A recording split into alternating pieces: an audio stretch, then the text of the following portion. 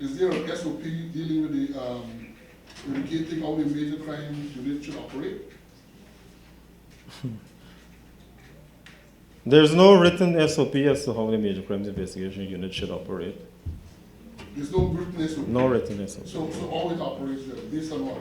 Basically, investigations, as I mentioned, those investigations, complicated investigations, complicated and serious investigations, they would come to my attention, and then I instruct them to conduct the investigation. But it's not the Or if I see it fit, I would take an investigation from one of the divisions if they're having some difficulties, and I'll bring it to the Major Crimes Investigation Department, and so forth. No, well, based on what you say, that this investigation wasn't not started in the division. So how the determination would have been? It did not start in. We did not start in the division. As I said before, let me draw a comparison. This investigation and the investigation with the Facebook threats, I, as the head of the Criminal Investigation Department, directed that the Major Crimes Investigation Unit conduct the investigations. And the reason being is that they are experienced, they're more experienced, they have more resources available to them, and on a daily basis, they have 24 hours access to the police legal advisor, Yeah, like the other divisions. However, basically at the same time, they have a whole set of matters to deal with as well. Anyhow, going back to the SOP, so you said there's no Written SOP. No. So it's just a decision based on the whim of someone. Someone just decide.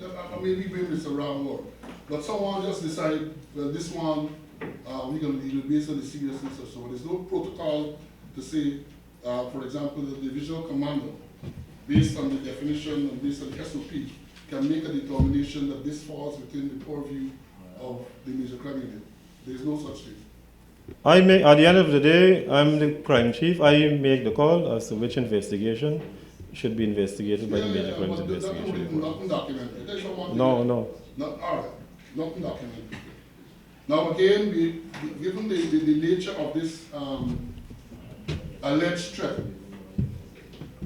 was any other agency involved? You need to be more specific. Involved in what? Involved in the investigation. Any other agency involved in the investigation? Yes. Not to my knowledge. Not to my knowledge. So this was an investigation was done only and solely by the Major Crime Unit of the Criminal Investigation Department. We would have asked Special Branch, which is the intelligence arm of the Guyana Police Force, to assist us with some information. And I can't disclose anything further pertaining to that. Well, I cautioned you before. Well, I took your caution, sir. I cautioned you before. That doesn't mean that it cannot be disclosed. That doesn't mean that it cannot be disclosed. I cautioned you before precisely because of that. Because I know that given your position, you might have information that you don't feel comfortable in relation to this matter, that you may not feel comfortable sharing in an open setting. And therefore, that's why I caution you. If ever you get to that stage, to indicate, and then I'll decide. Well, I'm at that stage now, sir. Yeah, that is in respect to that. Yes, sir. Respect to that. So you're saying the special branch might have been involved. I don't mind. You said special branch will be involved, but the nature of their involvement cannot be disclosed At this point, yes, sir. Right. Any other agency was involved? Not that I can recall at this point in Not time. you can recall. But if another agency was involved, you would know. As I said, not that I can recall at this point in Well, you time. would know. I have to know. You have to know. Yes. Right. So if you can't recall, then I will assume that no other agency was involved. You say this is one report you submitted. You also indicated that the police legal advisor advised on certain processes to be taken. Can you say what were some of those advice that you got? The first advice, if I can recall correctly, she asked that the police contact both, that is Leon Baldio, and Andrew Gillard, and for the investigators to do a confrontation. After that was done, well, we had the painful experience of having Gillard subject himself for us to do that confrontation. It was a very painful experience. She also advised, afterwards, after this confrontation, she advised that the police contact one Lloyd Adams for us to do a confrontation also. And this is based on the fact that Adams reported to the police that Gillard contacted him for him to fabricate a story, told him that he fabricated the story against Khan. So she thought it prudent that we, the investigators, should hold another confrontation. And once again, our biggest challenge was to get Gillard to come and do that confrontation. She also advised, after the confrontation was done, Adams would have mentioned that the information that he received from Gillard, that he fabricated this allegation, was relayed to him via telephone. So she asked that we obtain a telephone printout from Digicel. That printout was obtained, and once again, the printout was shown to Gillard in the presence of Anthony during the confrontation. The telephone printout. This would have been the first set of advice from the police legal advisor would have been how long after the report was made? After the report was made, How long after? I think it's 14 days. 14 days after. 14 days. Know that almost on a daily basis they were in contact with our telecommunication company. I asked that because I want to know, again, I'm going to come back to the following morning at 8:30. You're claiming that your progress was made. And this is an investigation where significant progress was made by 8:30 the next morning, and yet still there was no confrontation between these persons who wanted to tell a story. Those information were filtered to the police after. No, exactly. Right? That is why the investigation is still, the police legal advisor advised that investigation, that we continue forward investigation. So at this stage too, someone else could come forward and say that I heard X, Y, Z, or I was present when this threat was made.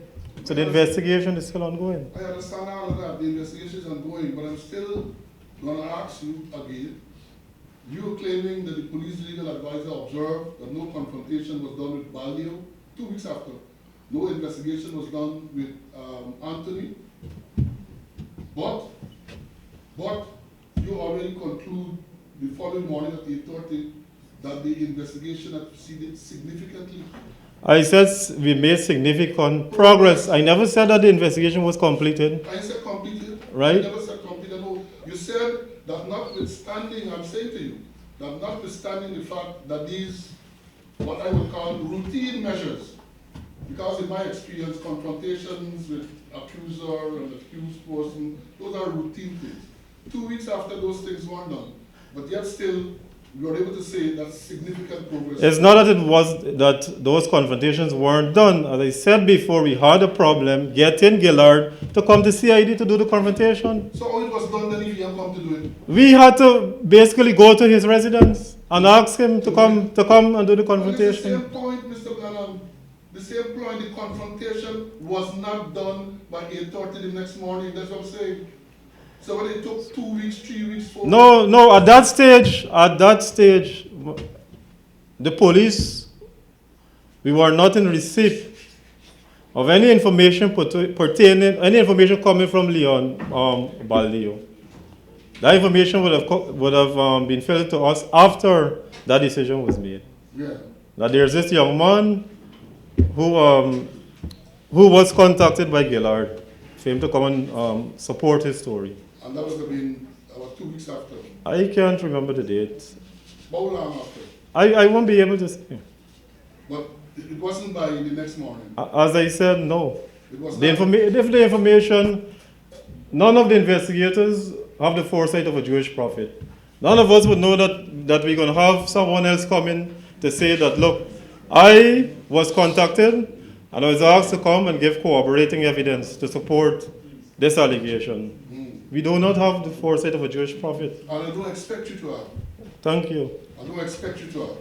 But I'm saying that you, based on what you're saying, that by the next morning, significant progress. That is your thing. That is my judgment. That's your judgment. Exactly. That by the next morning, you thought significant progress was made in this investigation.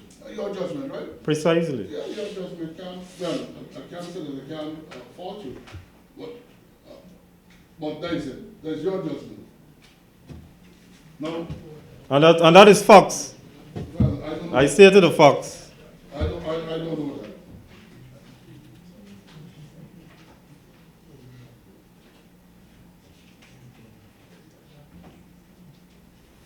Again, this report that you submitted on the 3rd of April,